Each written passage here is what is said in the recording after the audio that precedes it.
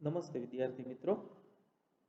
આજે આપણે પ્રકરણ 6 નો છેલ્લો ટોપિક સંઘાત એ કરવા જઈ રહ્યા છીએ. આમ તો જે ટોપિક આપણા ચેપ્ટરનું નામ છે કાર્ય, ઉર્જા અને પાવર, એમાં ત્રણ મુદ્દાઓ કાર્ય વિશે, ઉર્જા વિશે અને પાવર વિશે ત્રણેયનો સંપૂર્ણ અભ્યાસ, ડિટેલ સ્ટડી આપણે કરી ચૂક્યા છીએ. હવે જે જેડબલઈ અને નીટ જેવી પરીક્ષાઓ છે એમાં આ ટોપિક પરના પ્રશ્નો વધારે પૂછાય છે. ઉપરાંત 3 માર્કના જો દાખલા પૂછવા હોય તો એ દાખલાઓ પણ આ ટોપિકમાંથી પૂછી શકાય એવા છે. એટલે આ ટોપિક ખાસ તો નીટ અને જેઈઈ માટે ખૂબ અગત્યનો છે. આપણે આ બે વિભાગમાં આનો અભ્યાસ કરવાના છીએ. આજે આપણે એક પરિમાણમાં થતા સંઘાત અથવા તો એક પરિમાણમાં થતી અથડામણ એના વિશે જોશું અને ત્યારબાદ આવતા લેક્ચરમાં દ્વિપરિમાણમાં થતા સંઘાત વિશે અભ્યાસ કરી એને રિલેટેડ જેટલા એમસીક્યુ, દાખલાઓ અને ઉદાહરણ છે એનો અભ્યાસ કરવાના છીએ. તો તમે ટાઇટલ આપો સંઘાત. ઇંગ્લિશમાં એને આપણે કહેશું કોલિઝન્સ. સંઘાતનો સાદો અર્થ થાય અથડામણ. બે પદાર્થો જે છે એ એકબીજા સાથે અથડામણ અનુભવે તો તેઓ સંઘાત અનુભવે છે એમ આપણે કહીશું. આપણે સંઘાતમાં એક પરિમાણ અને દ્વિપરિમાણમાં થતા સંઘાત બે ભણવાના છે. એમાં પણ સંઘાતના પ્રકારો જે છે સ્થિતિસ્થાપક અને અસ્થિતિસ્થાપક એનો પણ આપણે અભ્યાસ કરવાનો છે. તો પહેલા થોડીક એની જે માહિતી છે એ હું તમને લખાવી દઉં, તમે લખતા જજો. સંઘાત એટલે બે પદાર્થો વચ્ચેની અથડામણ. બે પદાર્થો વચ્ચેની અથડામણ એને સંઘાત કહેવાય. સંઘાત બે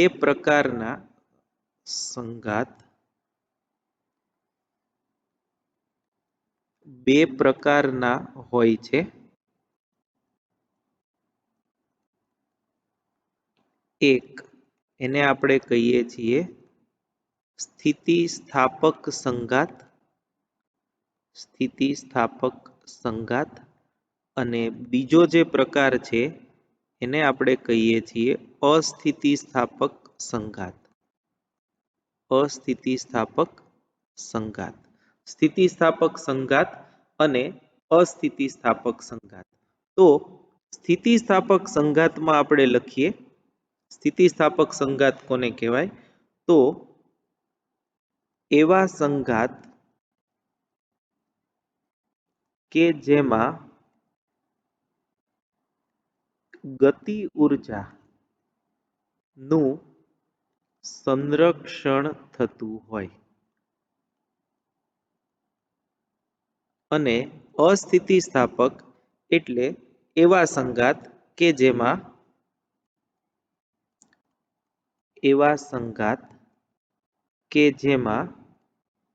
ગતિ ઊર્જાનું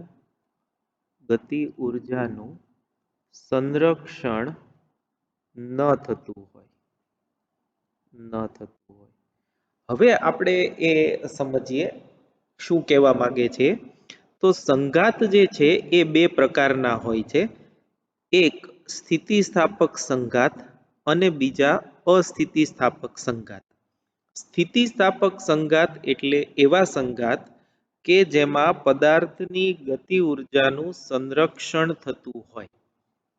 હવે આનો મતલબ એવો થયો કે જ્યારે બે પદાર્થો અથડાય એ પહેલા એ તંત્રની ગતિ ઊર્જા અને અથડામણ પછીના તંત્રની ગતિ ઊર્જા સમાન રહેતી હોય તો આપણે એમ કહીએ છીએ કે ગતિ ઊર્જાનું સંરક્ષણ થયું અને એ વખતે થતા સંઘાતને અથવા તો આવા સંઘાતને આપણે સ્થિતિસ્થાપક સંઘાત એવું કહીશું.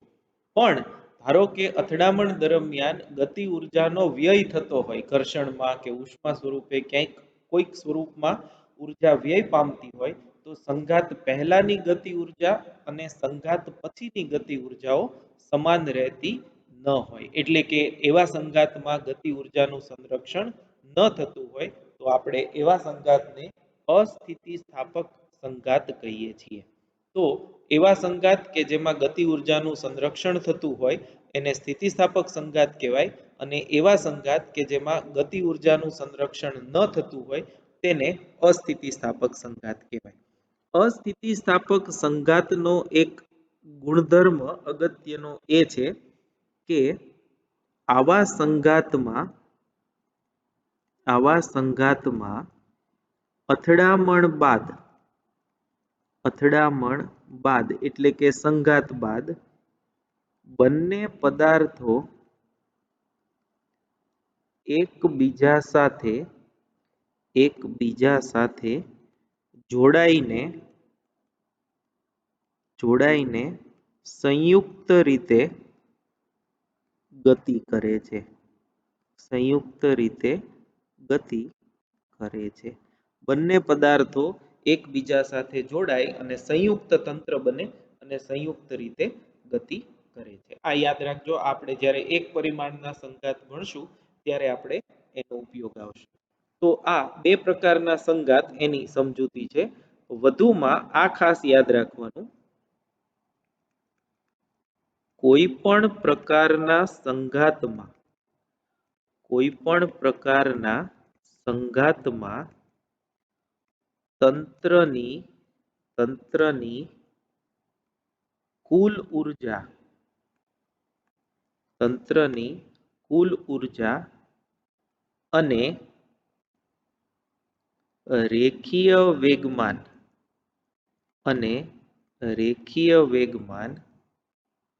નું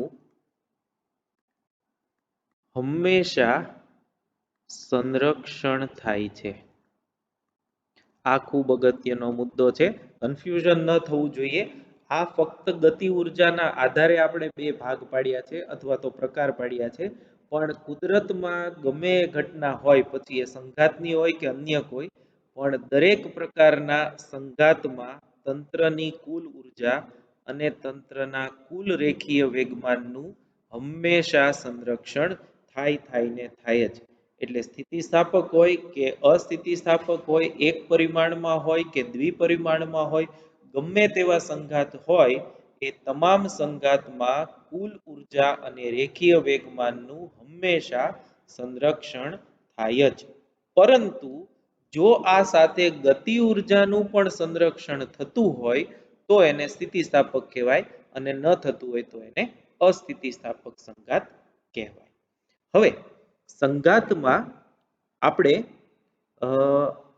સંઘાત વિશેનો એક જનરલ કેસ લેશું અને ત્યારબાદ એક અને દ્વિપરિમાણના સ્થિતિસ્થાપક અને અસ્થિતિસ્થાપક સંઘાતની માહિતી મેળવીશું.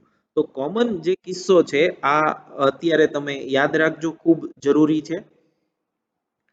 આ ધારો કે એક પદાર્થ છે, પદાર્થ નંબર 1 કહીએ આપણે આને, કે જેનું દળ m1 જેટલું છે અને એ v1i જેટલી ઝડપથી ગતિ કરી રહ્યો છે. આ જે દિશા છે આને આપણે x કહીએ, આ જે આખી અક્ષ છે એને આપણે x કહીએ. તો ધન x અક્ષની દિશામાં v1i જેટલી ઝડપથી m1 દળનો પદાર્થ નંબર 1 એ ગતિ કરી રહ્યો છે. અહીં ધારો કે બીજો એક પદાર્થ છે, પદાર્થ નંબર 2 કહીએ આને, અને એનું દળ m2 છે અને એ પ્રારંભમાં સ્થિર છે, એટલે એનો વેગ v2i એ થશે 0. એટલે m1 દળનો પદાર્થ v1i જેટલી ઝડપથી ધન x દિશામાં ગતિ કરે છે. થોડા અંતર બાદ m2 દળનો પદાર્થ સ્થિર પડ્યો છે અને m1 દળનો પદાર્થ આ પદાર્થ સાથે અથડામણ અનુભવે છે. અથડામણ અનુભવે એટલે અથડામણ બાદ ધારો કે પહેલો ગોળો જે છે એ આ દિશામાં ગતિ કરે છે, આ ગોળો નંબર 1, અને એનો આ દિશાનો વેગ જે છે એ છે v1f. f એટલે ફાઇનલ, v1 એટલે પહેલા ગોળાનો વેગ, અને બીજો ગોળો જે છે એ આમ ગતિ કરે છે, એનો વેગ આમ થયો. તો આ ગોળો નંબર 2, એનો વેગ v2f, અને પહેલા ગોળાએ એક્સ અક્ષ સાથે બનાવેલ ખૂણો θ1 અને બીજાએ બનાવેલ ખૂણો θ2 છે, અને આપણે આને વાય અક્ષ તરીકે લઈએ. આ એક્સ અક્ષ થઈ, આમ આ જે છે એ વાય અક્ષ થઈ, આ વાય, અને નીચે તરફ જો આપણે લઈએ તો આ માઇનસ વાય. તો આ જે છે એ સંઘાત થયા. m1 દળનો પદાર્થ સ્થિર રહેલા m2 દળના પદાર્થ સાથે અથડામણ અનુભવે છે, જેના કારણે અથડામણ બાદ m1 દળનો પદાર્થ આમ ગતિ કરે છે અને m2 દળનો પદાર્થ આમ ગતિ કરે છે. m1 દળના પદાર્થનો અથડામણ બાદનો વેગ v1f છે, બીજા ગોળાનો અથડામણ બાદનો વેગ v2f છે. પહેલા ગોળાના વેગે બનાવેલી દિશા એ θ1 છે એક્સ અક્ષ સાથે, બીજાની દિશા અથવા તો ખૂણો θ2 છે એક્સ અક્ષ સાથેનો. તો આ જે છે એ સંઘાતની જનરલ આકૃતિ છે. મોટા ભાગના દાખલાઓ તમે જુઓ તો આ આકૃતિમાં તમને m1 છે તો એની જગ્યાએ 5 કિલોગ્રામ, m2 છે એની જગ્યાએ 10 કિલોગ્રામ, v1i છે એ 12 મીટર પર સેકન્ડ, એવું બધું તમને આપેલું હોય અને ગણતરીઓ પૂછી હોય. આપણે આ આકૃતિ જે છે એને આપણે આદર્શ આકૃતિ ગણશું અને એના આધારે બાકીની સમજૂતીઓ જોશું. હવે આ તમે જોઈ શકો છો એમ દ્વિપરિમાણમાં થતી ગતિ જેવું છે, પણ એક પરિમાણમાં હોય તો બધું એક્સ અક્ષ ઉપર જ હોય. આ જે એક્સ અક્ષ છે એના ઉપર જ છે. તો આ θ1 અને θ2 જે છે એ શૂન્ય થશે. એટલે આપણે આજે જે જોવાનું છે એ ફક્ત એક પરિમાણમાં થતા સંઘાત જ જોવાના છે. એટલે એ હું અહીંયા લખું છું, એક પરિમાણમાં થતા સંઘાત.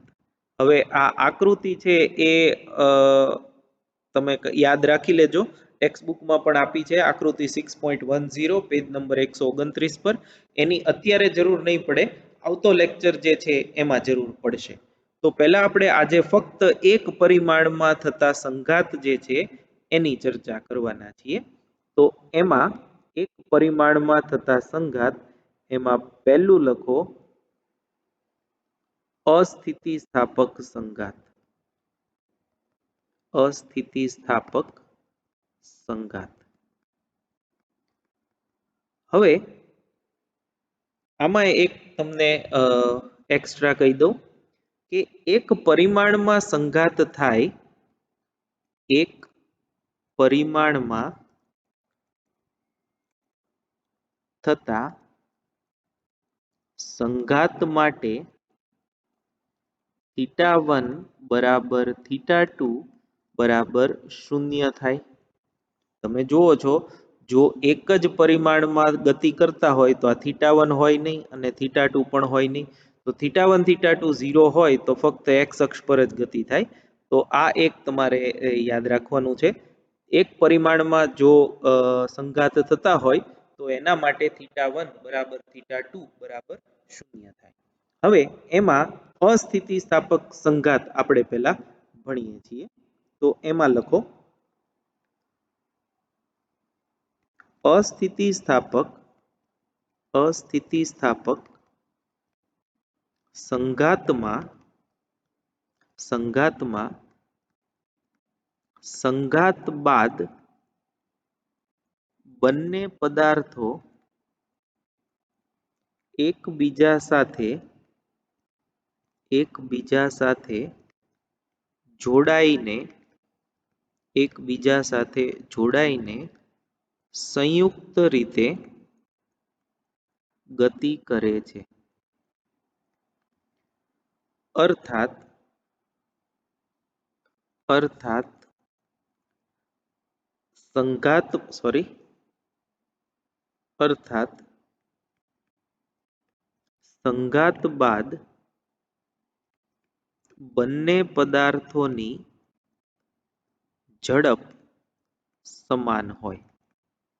બંને પદાર્થો એકબીજા સાથે જોડાઈને અથવા તો એકબીજા સાથે ચોંટીને ગતિ કરતા હોય તો જે પહેલાની ઝડપ હોય એ જ બીજાની ઝડપ હોય. તો રેખીય વેગમાન સંરક્ષણના નિયમ મુજબ રેખીય વેગમાન સંરક્ષણના નિયમ મુજબ સંઘાત પહેલાનું વેગમાન બરાબર સંઘાત બાદનું વેગમાન.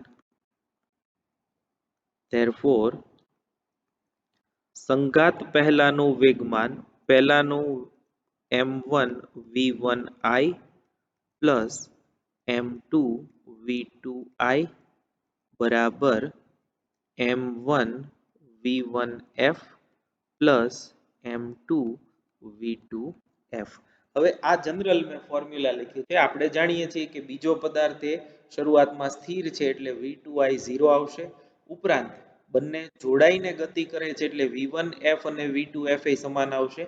પણ અત્યારે પહેલી વખત છે એટલે વેગમાન સંરક્ષણના નિયમમાં અથડામણ પહેલાનું તંત્રનું કુલ વેગમાન તો કે એ કેટલું થાય તો કે એ થશે m1 v1i જેટલું પહેલા પદાર્થનું, બીજા પદાર્થનું m2 v2i જેટલું અને એ બંનેનો સરવાળો એ સંઘાત પહેલાનો વેગમાન થયું. અને સંઘાત બાદ વેગ બદલાઈ જાય, દળ એમનેમ જ રહેશે. તો પહેલાનો વેગ v1f છે, બીજાનો વેગ v2f છે. તો પહેલાનું અથડામણ બાદનું વેગમાન થશે m1 v1f અને બીજા પદાર્થનું અથડામણ બાદનું વેગમાન થશે m2 v2f અને એ બંનેનો સરવાળો એ અથડામણ કે સંઘાત બાદનું તંત્રનું કુલ વેગમાન થયું. હવે આપણે જે જાણીએ છીએ એ આપણે હવે મૂકી દઈએ આમાં m1 v1i plus m2 v2i 0 કેમ કે બીજો પદાર્થ આપણે સ્થિર લીધેલો છે. m1 vf વત્તા m2 vf કારણ કે v1f બરાબર v2f છે અને એને આપણે vf કહી દઈએ. therefore m1 v1i બરાબર m1 plus m2 into vf. therefore vf ને કરતા બનાવી દઈએ આમાંથી તો m1 અપોન આ છેદમાં આવી જશે m1 plus m2 into v1i. આ અથડામણ પછી બંને પદાર્થનો સંયુક્ત વેગ જે છે એનું સૂત્ર મળ્યું. આના પરના MCQ તમને પૂછાય છે.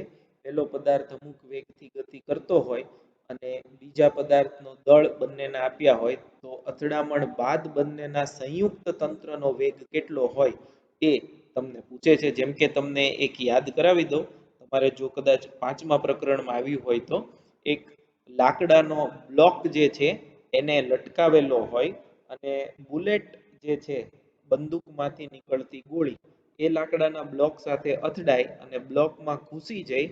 બ્લોક અને ગોળી બંને ગતિ કરતા હોય તો એ અસ્થિતિસ્થાપક સંઘાતનું એક ઉદાહરણ છે. તો એમાં ગોળી વત્તા બ્લોક બંનેનું બનેલું તંત્ર એનો અંતિમ વેગ ગોતવા માટે આ સૂત્રનો ઉપયોગ કરવાનો હોય m1 upon m1 plus m2 into v1i. તો આ એક પરિમાણમાં થતા અસ્થિતિસ્થાપક સંઘાતમાં સંઘાત બાદ બનતું સંયુક્ત તંત્ર જે છે એના વેગનું સૂત્ર થયું. હવે અસ્થિતિસ્થાપક સંઘાત છે એટલે ગતિ ઉર્જા પણ આપણે ધ્યાનમાં લેવી જોઈએ. તો અસ્થિતિસ્થાપક સંઘાત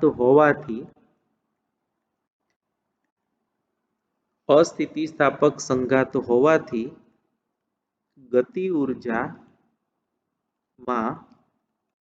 ફેરફાર થશે. હવે એનો મતલબ એવો થાય કે ગતિ ઉર્જાનો વ્યય થશે. તો ગતિ ઉર્જાનો વ્યય ડેલ્ટા કે બરાબર કે આઈ માઇનસ કે એફ. પ્રારંભિક ઉર્જા વધુ હશે, અંતિમ ઉર્જા ઓછી હશે.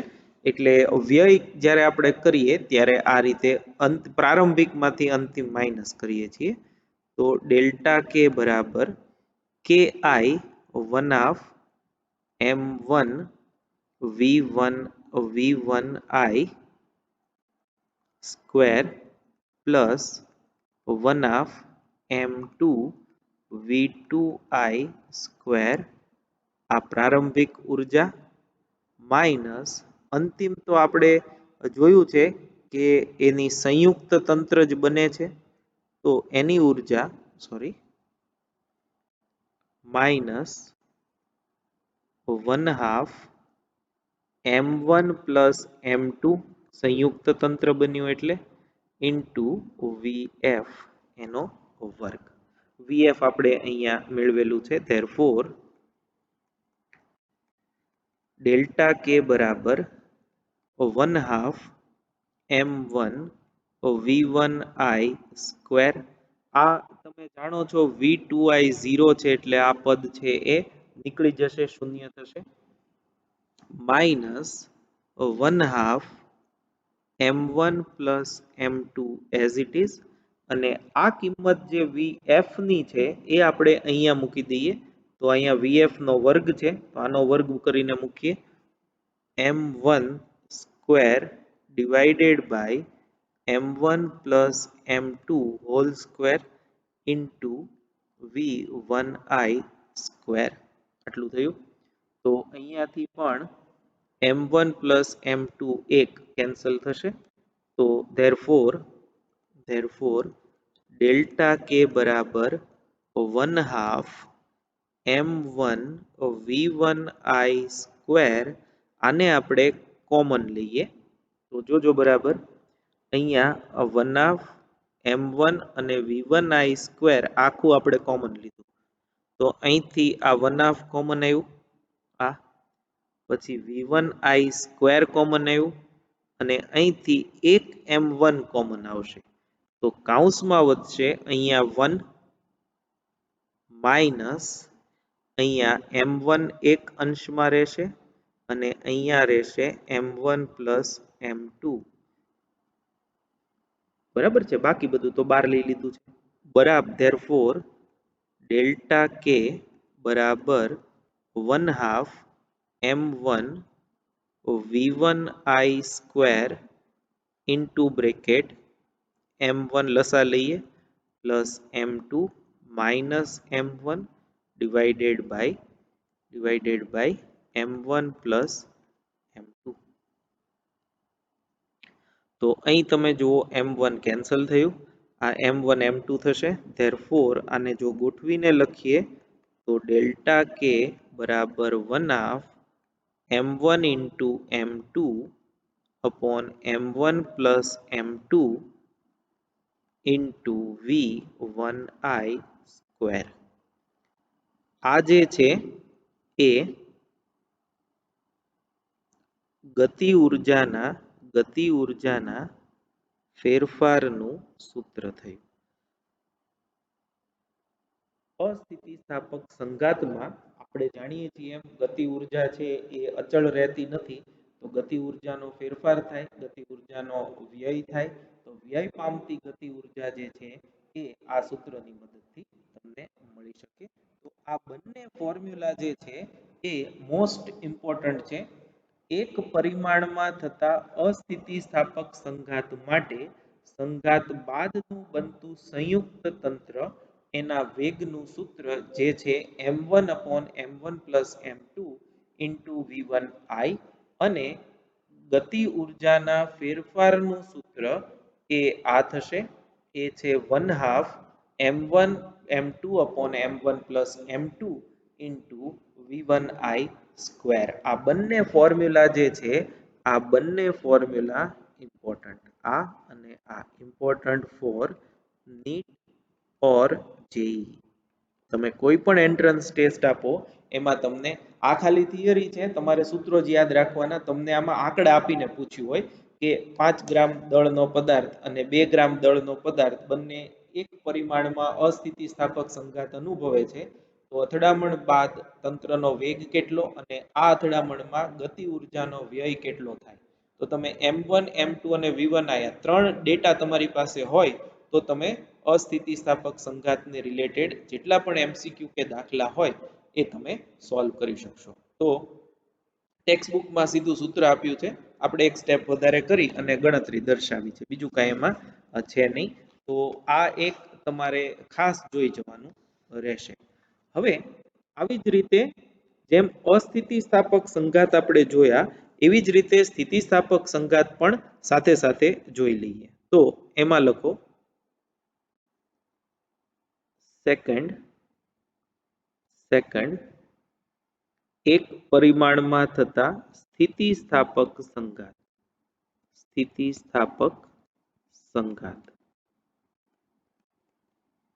તો હવે આમાં ખાસ જોજો, સ્થિતિસ્થાપક સંઘાત હોય એટલે સંઘાત બાદ જે વેગ થશે એ સમાન નહીં હોય. પહેલો ગોળો અલગ વેગથી ગતિ કરતો હશે, બીજો ગોળો કે બીજો પદાર્થ છે એ અલગ વેગથી ગતિ કરતો હોય, બંનેના સંઘાત બાદના વેગ જુદા જુદા હશે. તો આપણે એ બંને વેગ કેટલા હોય એ મેળવવાના છે. તો સ્થિતિસ્થાપક સંઘાતમાં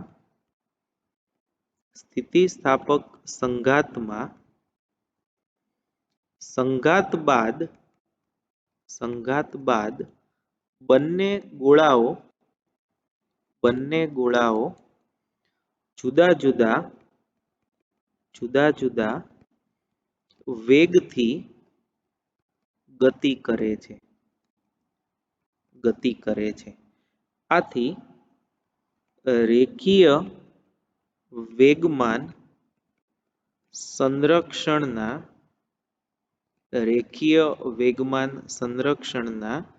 નિયમ મુજબ હવે બરાબર સમજો. હવે હું સીધું લખું છું, એકવાર આપણે ડિટેલમાં લખ્યું એટલે પહેલા ગોળાનો વેગમાન m1 v1 i, બીજો સ્થિર છે એટલે એનો વેગમાન નહીં આવે, બરાબર m1 v1 f plus m2 v2 f, કેમ કે બંનેના વેગ જે છે એ જુદા જુદા હશે. આને આપણે કહી દઈએ પરિણામ નંબર 1. બીજું, અથડામણ સ્થિતિસ્થાપક હોવાથી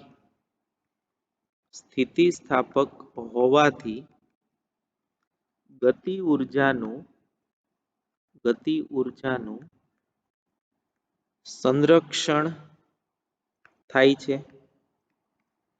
Therefore, અથડામણ પહેલાની ગતિ ઉર્જા 1/m1 v1i સ્ક્વેર, અથડામણ પહેલાની ગતિ ઉર્જા થઈ, બીજાનો વેગ શૂન્ય છે, સ્થિર છે એટલે શૂન્ય થશે, plus 1/m1 v1f square plus 1/m2 v2f એનો સ્ક્વેર.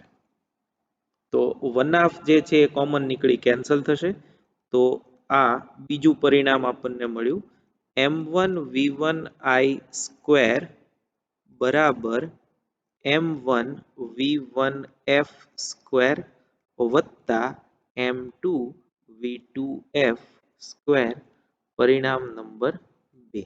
અથડામણ સ્થિતિસ્થાપક છે એટલા માટે તમને આવું મળશે. હવે આ બંને સમીકરણો જે તમે જુઓ છો, સમીકરણ નંબર 1 અને સમીકરણ નંબર 2, આ બંને સમીકરણ પરથી તમે ઉકેલ મેળવી અને v1f અને v2f મેળવી શકો છો. આ ખૂબ જ લાંબી અને કંટાળાજનક ગણતરી છે, એ આપણે અત્યારે એની કોઈ ચર્ચા નહીં કરીએ. તમારી જો ઈચ્છા થાય તો તમે તમારી રીતે ગણતરી કરી અને એ લખી શકશો. અત્યારે હું ખાલી સીધા સૂત્રો જ લખું છું. સમીકરણ 1 અને 2 પરથી V1F અને V2F નીચે મુજબ મળશે. નીચે મુજબ મળે. તો V1F એનું સૂત્ર છે M1 minus M2 upon M1 plus M2 into V1I અને V2F બરાબર 2M1 upon M1 plus M2 into V1I. તો આ V1F નું સૂત્ર અને આ V2F નું સૂત્ર. આ સ્થિતિસ્થાપક સંઘાત માટે સંઘાત બાદ વેગનું સૂત્ર થયું. આ પણ ઇમ્પોર્ટન્ટ. આના રિલેટેડ એમસીક્યુ ખૂબ ઓછા હોય છે. અસ્થિતિસ્થાપક અથડામણના જ એમસીક્યુ મેજોરિટી કેસમાં પૂછાય છે. તમે જો નીટના પેપર સોલ્વ કરો કે નીટના બુક વાંચો તો એ બુકમાં તમે મોટા ભાગના પ્રશ્નો જોશો તો એ અસ્થિતિસ્થાપક સંઘાત પરના જ હોય છે. પણ સ્થિતિસ્થાપક સંઘાત માટે જો તમને પૂછે તો તમારે V1F અને V2F અથડામણ બાદ પહેલા અને બીજા પદાર્થના વેગ માટે આ સૂત્રો જે છે એ યાદ રાખવાના. તો મારી એવી સલાહ છે કે જ્યાં સુધી તમને ન યાદ રહી જાય ત્યાં સુધી આ સૂત્રો જે છે એ તમે લખજો. નહીતર જ્યારે આંકડાઓ આપીને એટલે કે M1 M2 અને V1I આપીને જ્યારે પૂછવામાં આવશે MCQમાં ત્યારે તમને તકલીફ પડશે. તો સ્થિતિસ્થાપક સંઘાતમાં સંઘાત બાદ વેગના સીધા સૂત્રો તમે આ રીતે યાદ રાખી શકશો. હવે આમાં 3 કિસ્સાઓ જે છે એ આપણે જોવાના છે. એ વન બાય વન જોઈ લઈએ. તો તમે લખજો સ્થિતિસ્થાપક સંઘાત માટે 3 કિસ્સાઓ આપણે જોશું. પહેલો કિસ્સો સમાન દળના પદાર્થ અથડાય તો, એટલે M1 અને M2 સમાન હોય તો. બીજું M1 very greater than M2 હોય તો. અને ત્રીજું તમે જાણો છો M1 એ વેરી લેસ ધેન M2 હોય તો. તો જુઓ આ બહુ કોમન સેન્સ છે. બે પદાર્થો અથડામણ અનુભવે છે તો એ અથડામણ અનુભવતા બે પદાર્થો માટે તમને એક નાનકડી આકૃતિ અહીંયા દોરી દઉં. આપણે જે હમણાં જોયું એ મુજબ આ M1 દળનો પદાર્થ છે. આ ફક્ત એક પરિમાણ છે. અહીંયા બીજો પદાર્થ છે જેનું દળ M2 છે. આ પદાર્થ જે છે એનો વેગ 0 છે. આ પદાર્થ જે છે એ V1I જેટલા વેગથી ગતિ કરે છે. તો અથડામણ અનુભવતા બે પદાર્થો વચ્ચે આ 3 શક્યતા થઈ. ક્યાં તો બંને પદાર્થોના દળ સમાન હોય, ક્યાં તો પહેલો પદાર્થ બીજા કરતા ભારે હોય, અથવા તો પહેલો પદાર્થ બીજા કરતા હલકો હોય. આ 3 દળ માટેની શક્યતાઓ છે. તો આમાં આપણે એમ લખી શકીએ કે સમાન દળના પદાર્થો અથડાય ત્યારે શું થાય એ આપણે અહીંયા જોશું. અહીંયા જુઓ તમે M1 very greater than M2 એટલે કે ભારે પદાર્થ હલકા પદાર્થ સાથે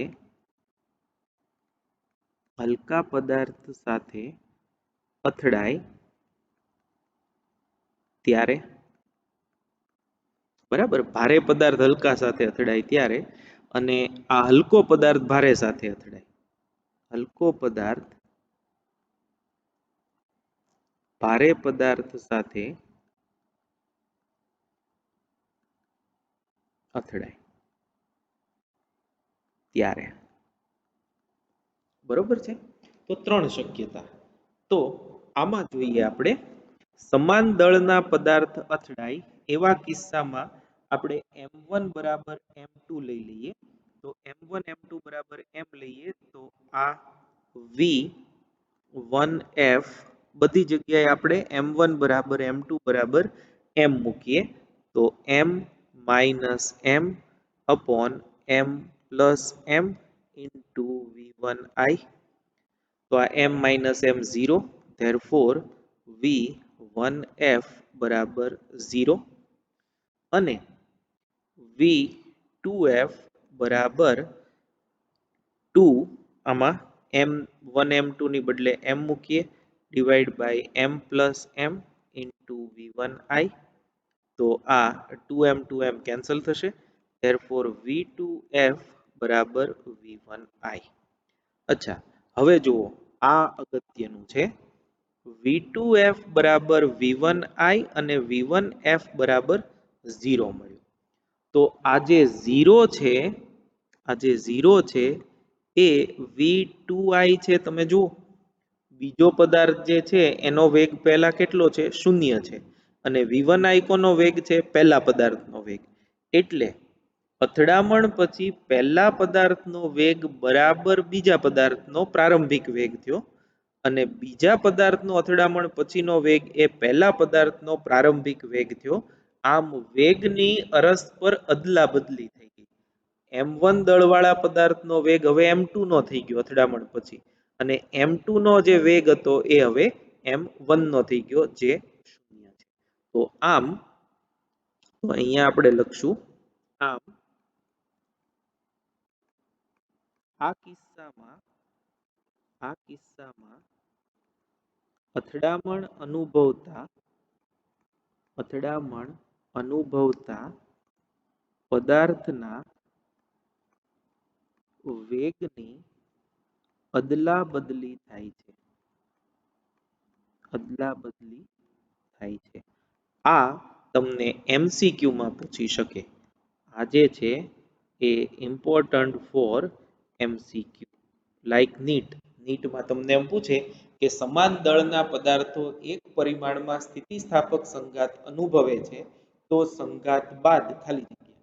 તો બંનેના વેગ 0 થાય, બંનેના વેગ સમાન થાય, બંને સમાન વેગથી એકબીજા સાથે ચોંટીને ગતિ કરે અથવા તો બંનેના વેગની અદલા બદલી થાય. તો બંનેના વેગની અદલા બદલી થાય એવો એનો વિકલ્પનો જવાબ આવશે.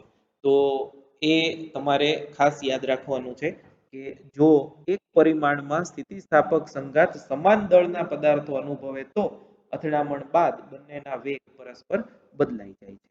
હવે નેક્સ્ટ જોઈએ એના પછીનું m1 very greater than m2 હોય તો m1 ની સરખામણીમાં m2 ને અવગણતા m1 ની સરખામણીમાં m2 ને આપણે અવગણી નાખીએ તો એવા સંજોગોમાં v1f, હવે હું સીધું લખું છું જોજો, m2 ને 0 લેવાનું એટલે અહીંયા 0 આવશે, અહીંયા 0 આવશે એટલે m1 બાય m1 થયું એ 1 થશે એટલે આ થયું v1i અને v2f બરાબર આને આપણે લગભગ શૂન્ય લઈએ છીએ તો આ 0 ગણીએ તો 2m1 બાય m1 એટલે એ થશે 2v1i. એટલે આમાં જુઓ ભારે પદાર્થનો વેગ છે એમાં કોઈ ફેર ન પડ્યો. આ ધારો કે આ ટ્રક છે અને આ સાયકલ છે ફોર એક્ઝામ્પલ. તો ટ્રક ગતિ કરતો કરતો સાયકલ સાથે અથડામણ અનુભવે તો સ્વાભાવિક છે ટ્રકની ગતિમાં કે ટ્રકની ઝડપમાં કોઈ ફેર પડે નહીં, પણ સાયકલની ઝડપમાં ખાસો એવો ફેર પડે. એટલે પહેલા જે ઝડપ 0 હતી એ હવે પહેલા કરતા બમણી ઝડપથી ગતિ કરવા માંડશે. તો આમ અહીંયા આગળ આપણે આમ લખીએ, આમ આ કિસ્સામાં પ્રથમ પદાર્થની ઝડપમાં પ્રથમ કરતા ભારે પદાર્થની ઝડપમાં કોઈ ફેર પડતો નથી પરંતુ હલકા પદાર્થની ઝડપ બદલાય છે. બરાબર છે, ડબલ થાય છે કે એવું કઈ આપણે અત્યારે લખતા નથી, પણ હલકા પદાર્થની ઝડપમાં ફેરફાર થાય છે, પેલો પદાર્થ એમ રહે છે. અને આ કિસ્સામાં m2 ની સરખામણીમાં m1 ને અવગણતા, આની જેમ જ. એટલે હવે બંને કિસ્સામાં આપણે m1 ને અવગણીએ. તો અહીંયા m1 ને અવગણો તો આ m2 રહેશે, પણ અહીંયા માઇનસ છે એટલે v1f બરાબર -v1i થશે અને v2f બરાબર v2f.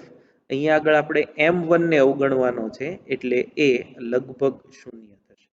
v2f જે છે એ લગભગ શૂન્ય થશે.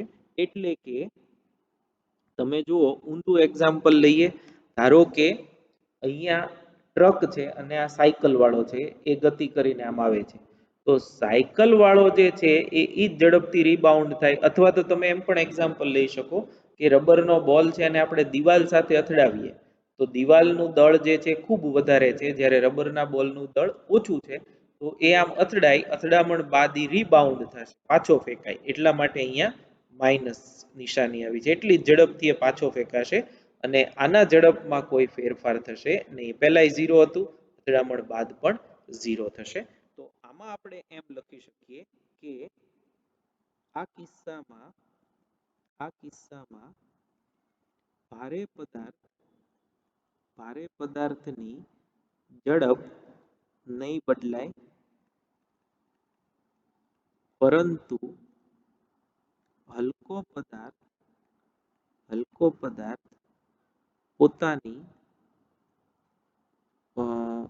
પોતાની વિરુદ્ધ દિશામાં એટલી જ ઝડપથી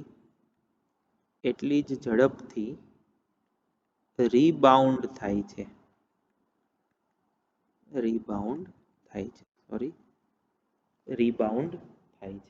તો આ ત્રણ કિસ્સાઓ છે. ટેક્સ્ટબુકમાં બે કિસ્સાઓ જ આપેલા છે, પણ તમને ત્રણ કિસ્સાઓ જે છે એ પણ પૂછાઈ શકે એમ છે.